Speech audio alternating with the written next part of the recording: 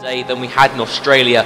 The 5 lights are about to go out now, and they are out, and I think we've gotten a pretty poor start, struggling for traction off the line, and then Hulkenberg running very slowly there. We're going to try and make the move on Button, but there was just no room to make the move, and Button just sort of suddenly braked, and we're going to come home in P13. But yeah, that was a bit unfortunate. It's now time for the Bahrain Grand Prix.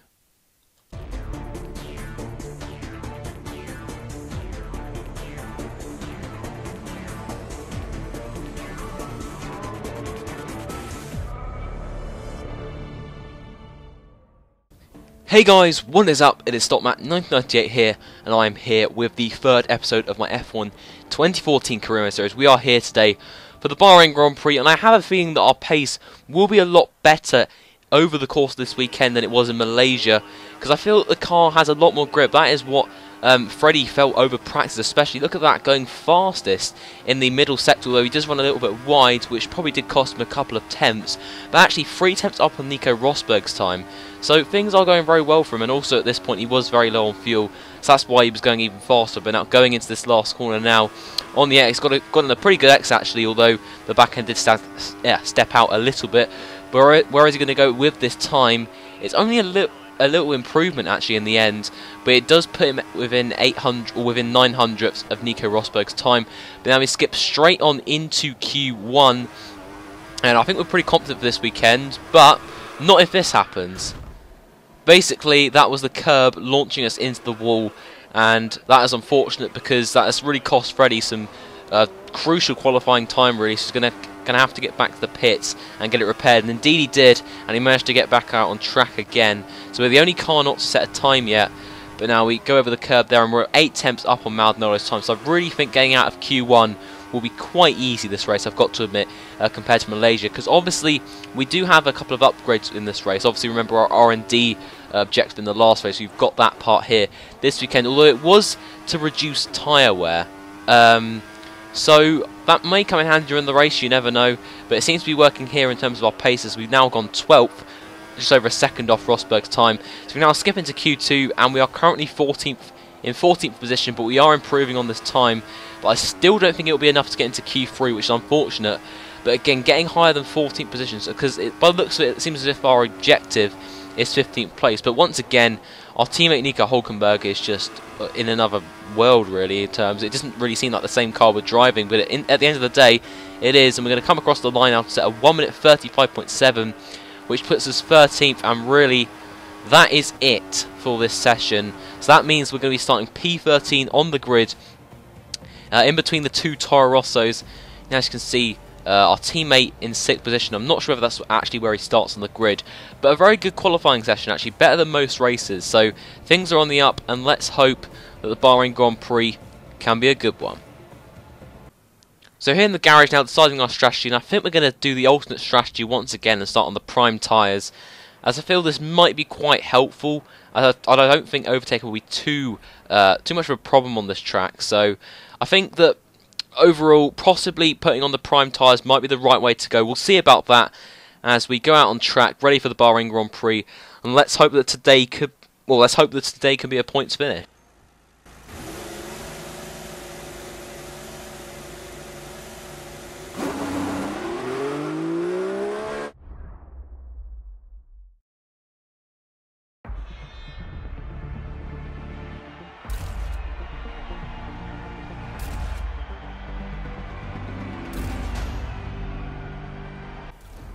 So there you have it, Nico Hulkenberg, our teammate, starting in 8th place, so only 5 positions in front of us this race, which makes a nice change as the lights are illuminating above us drivers now. There are 5 lights, and they are out, and I think we've gotten a pretty poor start, really struggling for traction. You can see the cars behind us really pulling away. Jean-Eric Verne already cruising past us, and so is Satil and Grosjean, although, oh yes, it is Satil, sorry, but however the AI are going quite slowly, and Freddie feels that he can make up loads of positions here, but then Satil squeezing us into Button, and that's caused Button to spin, and that's held us up massively. Satil, I don't know what he was doing there, just had no spatial awareness whatsoever, and we dropped into last place effectively. Obviously, apart from Butty's behind us because he was the one who spun. So I do feel very sorry for Button there, and obviously that has really hampered our race. But obviously it is only the first lap, so we do have time to make up as we do pass Kobayashi and Chilton there. We're going to try and make the move on Gutierrez, Suttil's teammate. Suttil was really the one who caused that. We're going to make a move up the inside of the Sauber here, as well as a Toro Rosso of Jean-Eric Vergne actually.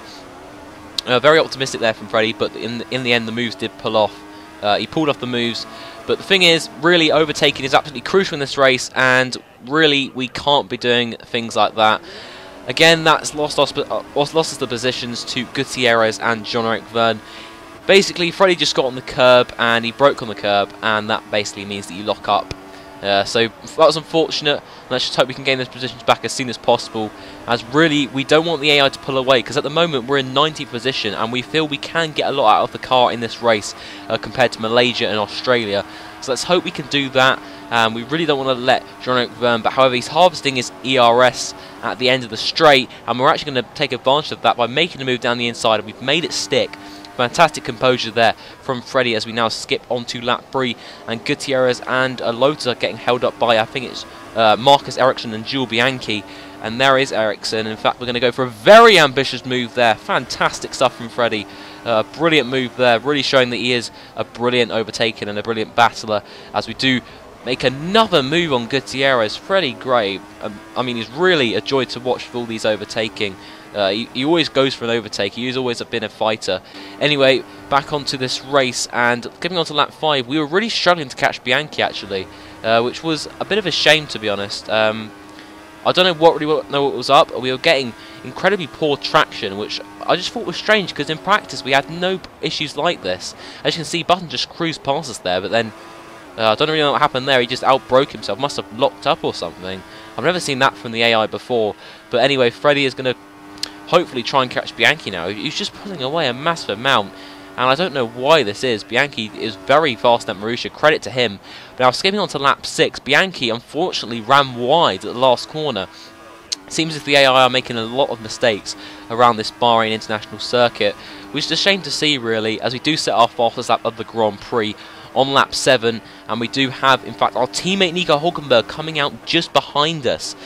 Oh wow, that really just showed the seasons we've been having so far, really the contrast in seasons. Because Freddie hasn't had the best start, and Nico has had a really good start to the season, and it looks like he's on course for another points finish today, as we sort of don't get the best exit out of that corner, and we sort of just let Nico go through. As there's no point holding him up really. At the end of the day, we are in it for the team, and obviously for ourselves at times. But yeah, I think we'll actually be pitting in this lap, as obviously we got that upgrade in the last race to help us with tyre wear, so I think that possibly it's pitting a lap earlier, to go onto the option tyres will be a good call, and I think if we stay out another lap it will lose us far too much time, and we will be definitely jumped by the cars who were behind us before the pit stops. And let's see how the stop is, and we are being held up typically. Now it's a 5.8 second stop, and that was because of the Marussia and the Caterham. I believe that was Ericsson and Bianchi. So that was a shame, but we still got out ahead of Gutierrez, but it seems as if Button is going to jump us, and also Jean-Eric Vergne. So really not what we wanted, and 17th with 6 laps to go in this Grand Prix really is not what we want. So we're going to have to get past Vergne as soon as possible, then try to catch up to Button, which I think is going to be a really big challenge considering the gap is already quite large. But we're going to make a move on Jean-Eric Vergne here and really just cruise past. Obviously it's quite easy to overtake around this track. I think the DRS does have a massive effect around here, which is why the racing is exciting in real life, because it is quite easy to overtake because the track is quite wide, and obviously, as I said, the DRS is very effective. So anyway, skipping on to lap 10, we set our personal best lap of the race, a 1:46.3, and as you can see there's a little gaggle behind us, but that was it. We couldn't catch any of them until the final corner where Button ran wide. So it's going to be, again, a disappointing finish really from Freddie's perspective, considering his pace in qualifying and practice.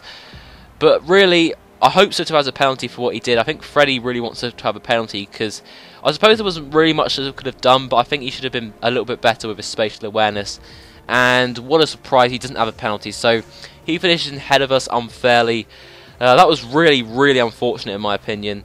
But I think we just really need to move on from this and hope for a much better race in China. But yeah, as you can see there, the Los Roman Grosjean finishing very well in 12th position, and obviously Jenson Button, a really awful race for him, down in 16th place, and obviously the race winner today, Nico Rosberg, for Mercedes, and yeah, as you can see in the driver's standings now, Nico Rosberg leading the championship, and I believe it's us in 14th without any points yet. And in the constructors we are 4th, so Freddie really needs to start getting on the pace, but I suppose today really wasn't his fault, and he was really disappointed as a result of today's occurring, so it was very unfortunate, and let's just hope for a better race in China. I mean, yeah, next race is China, sorry, yes it is. But yeah, as you can see, Freddie back at home on his jet ski, really just reflecting over the last 3 races. They haven't been the best races in the world, but none of the races that he had, especially Bahrain, the reason for him having a bad race there really was out of his control. But I think he's just going to move on from this, and is just going to look forward to China, which is obviously the next Grand Prix. So anyway, guys, if you have enjoyed this video, be sure to give a like and subscribe if you are new to the channel, and I will see you next time. Bye bye.